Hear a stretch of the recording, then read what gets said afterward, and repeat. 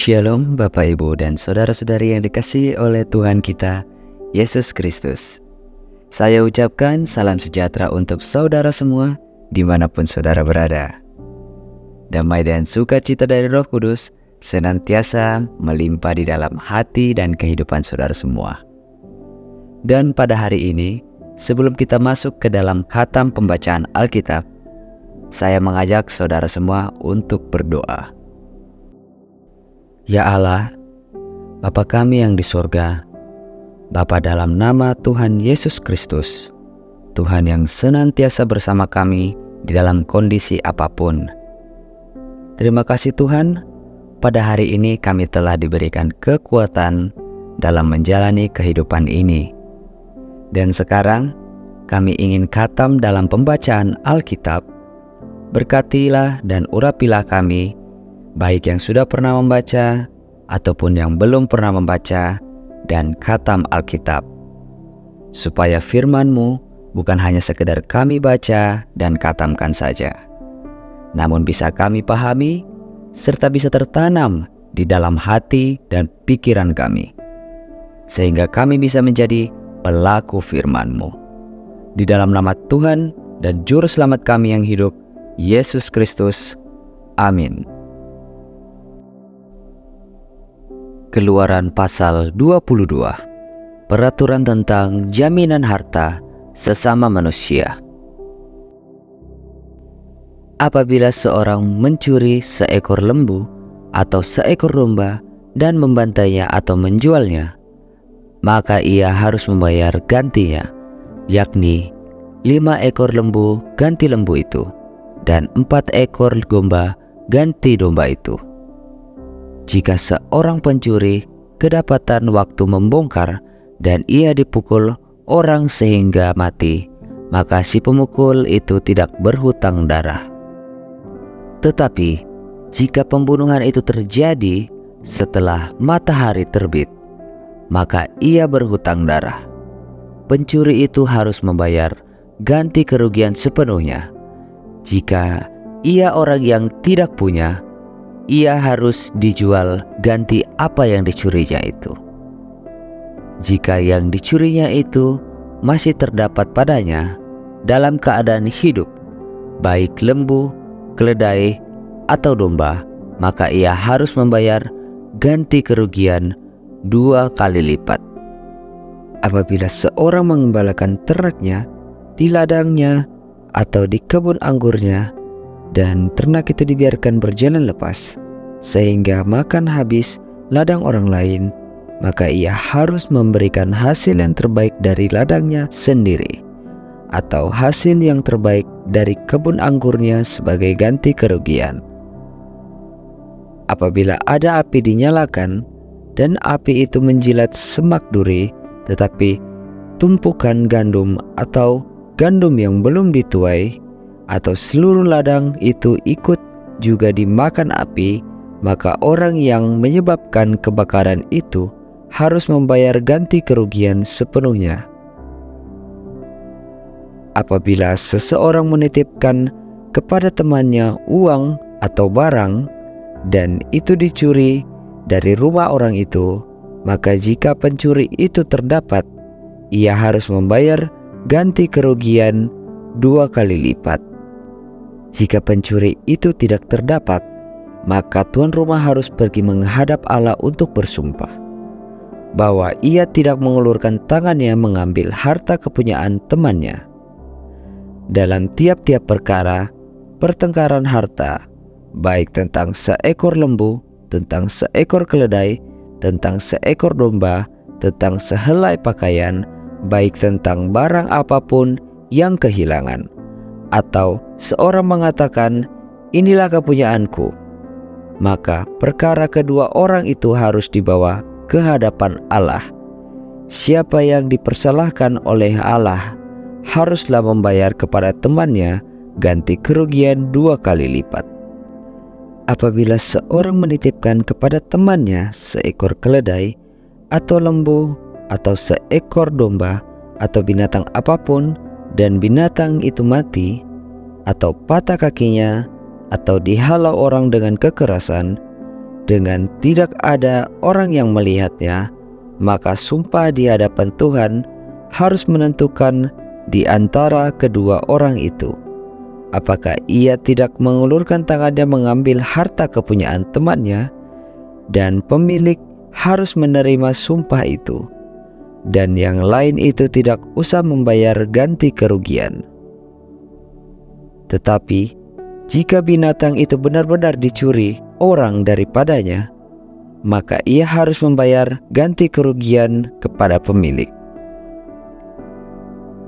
Jika binatang itu benar-benar diterkam oleh binatang buas, maka ia harus membawanya sebagai bukti. Tidak usah ia membayar ganti binatang yang diterkam itu.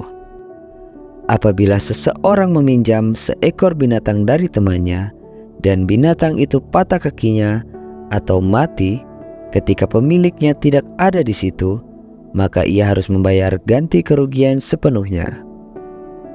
Tetapi jika pemiliknya ada di situ, maka tidak usahlah ia membayar ganti kerugian.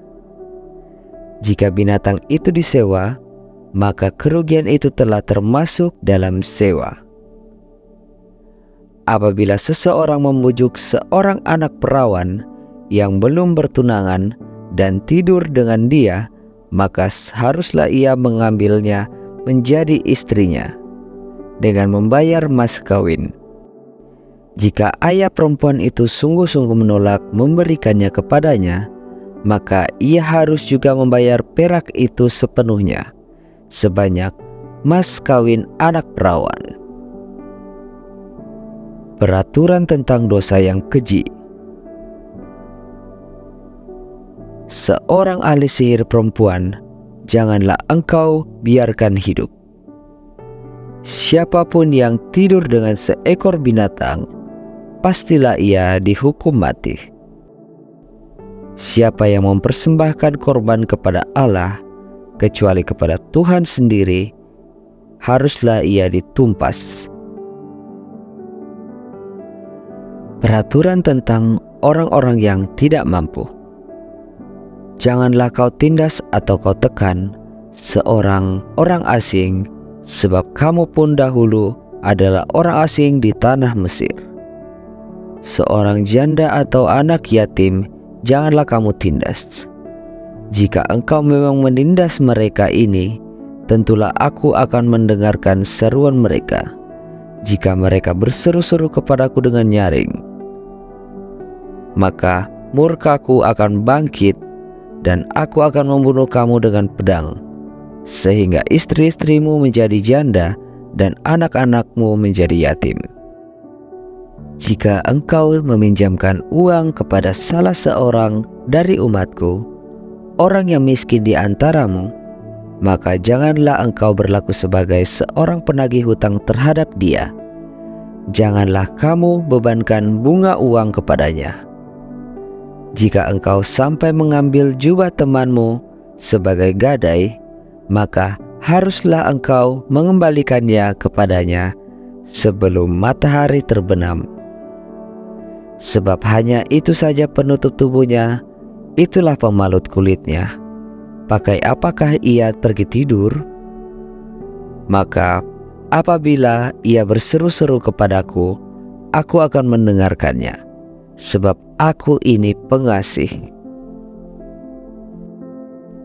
Berbagai-bagai peraturan.